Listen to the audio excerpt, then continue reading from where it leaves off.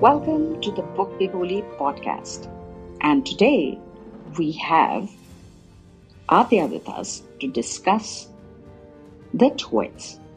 The book is about the grossest couple, Mr. and Mrs. Twit. They are smelly and ugly. They hate everything. They especially hate each other, and they keep playing hilarious pranks on each other. They are horrid. They catch innocent birds to put in their bird pies and make the monkeys stand on their heads all day. Here comes your dose of animal neglect and cruelty. Until the final straw lands on the camel's back. It's retribution time, and the evil folks suddenly get their comeuppance. How inventive one magical bird and a few talented monkeys can get? Very, if you ask us. What say you, Aadya? Why don't you introduce yourself first? Hi everyone, my name is Aadya and I am 9 years old. I am a student of grade 3 in Sun City World School. My favorite things are reading books and music. I love singing and I play the ukulele as well. Wow, you are quite a talent house. Mr. and Mrs. Twit find themselves always trying to outrevenge one another, their hatred surely having been cemented into their wedding vows. Did you like the ways they play tricks on each other? And which was the best? I love the way Mr. and Mrs. Twit play tricks on each other.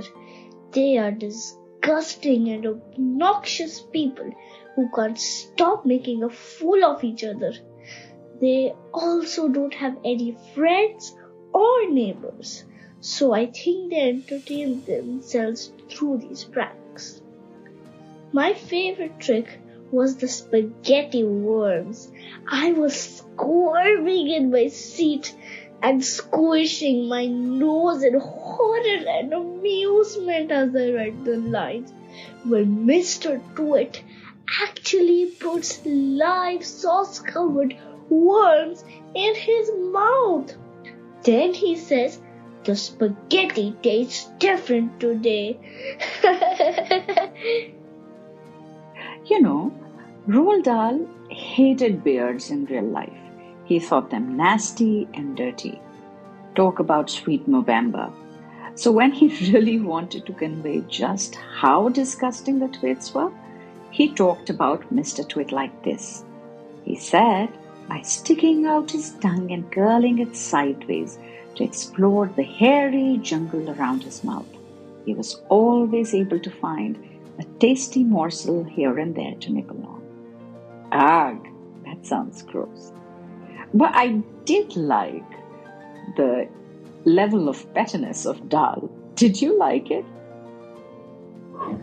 Oh, absolutely. Mr. Twit's beard has a hate following of its own.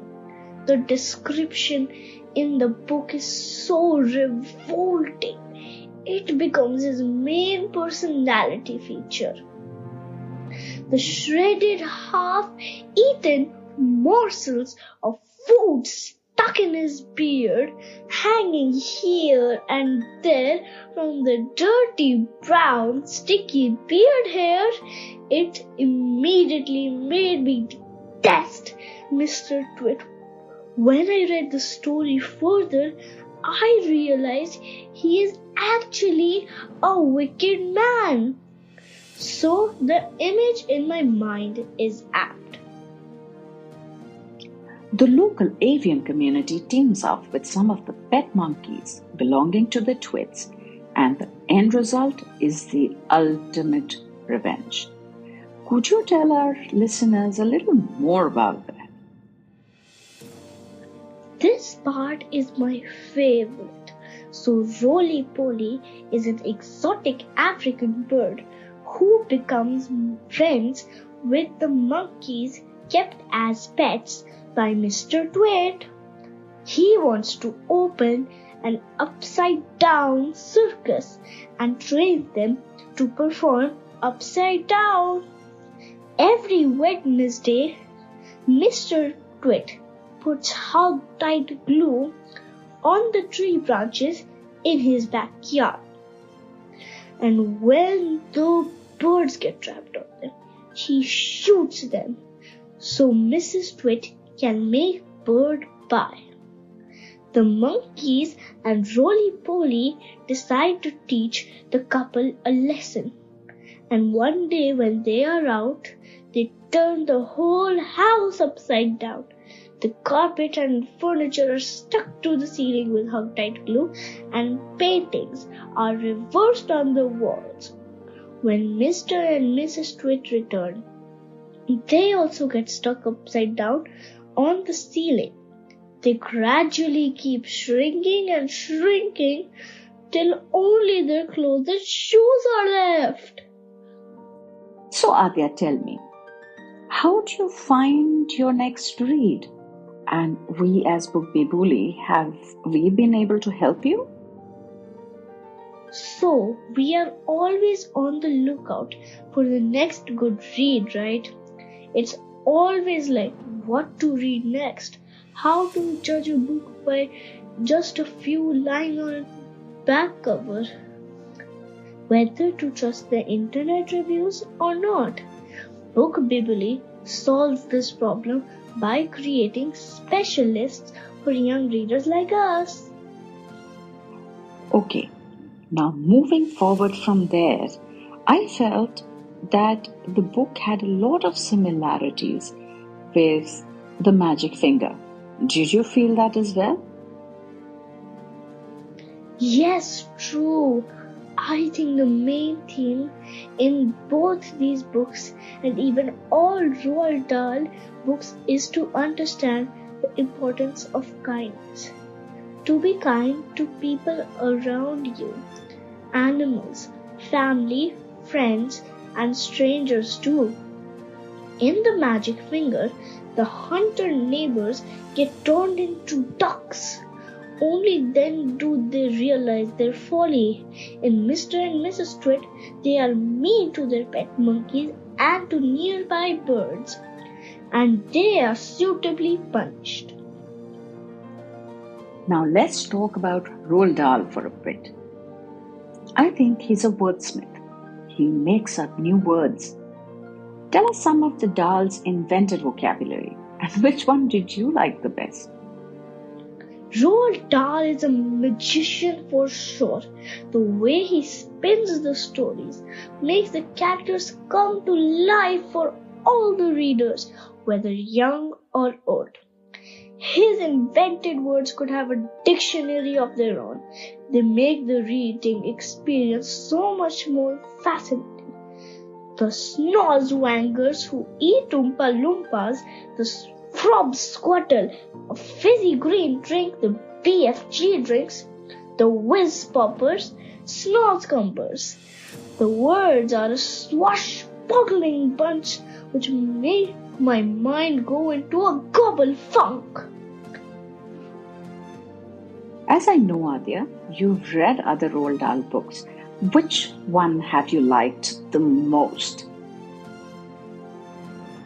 My other favorite from Roald Dahl is Matilda. She loves reading like me. Gets lost in her own world when she is reading, like me. And who wouldn't love to have some telekinesis on the go? Matilda is resilient and passionate. She is daring and fearless. She overcomes so many cruel people around her, and she makes a life she loves for herself. Okay, folks, so there you have the Twits. A favorite book both for Aadya and for me. And I would like to ask Aadya, why would she like to recommend this book to her contemporaries? I think all children should read this book. It is sheer joy and utter fun. You can see all characters come to life in front of your eyes.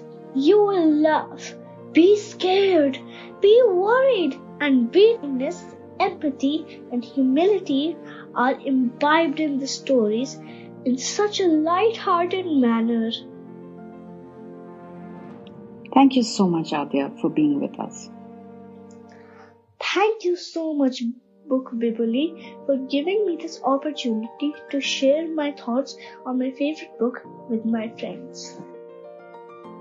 For those of you who have never read Roald Dahl, let me categorically state that his humor is not for the weak-hearted. His sense of humor is dark and vengeful, and he can be super petty. There are some obvious cliches, of course, like he says, a person who has good thoughts cannot ever be ugly. You can have a wonky nose and a crooked mouth and a double chin and stick out teeth, but if you have good thoughts, it will shine out of your face like sunbeams and you will always look lovely. And with that thought, we come to Bookbibuli Read Record. The reading competency required for this book is 4. A basic knowledge of English language. The book is a treat for young ones. There are some phrases that Dahl has invented.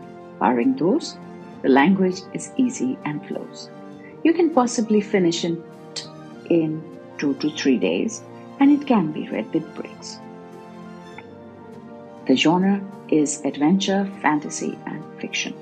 It will be a natural extension to a reading trajectory which already has BFG, The Magic Finger, and James and the Giant Peach by the same author. Dahl is an extraordinary author and he doesn't discriminate. If the character is evil, he gets his comeuppance, come what may. Altogether, a fun read with no preachy stuff. Once you've read this, you're ready for Charlie and the Chocolate Factory by the same author. Until then, all the best and happy reading.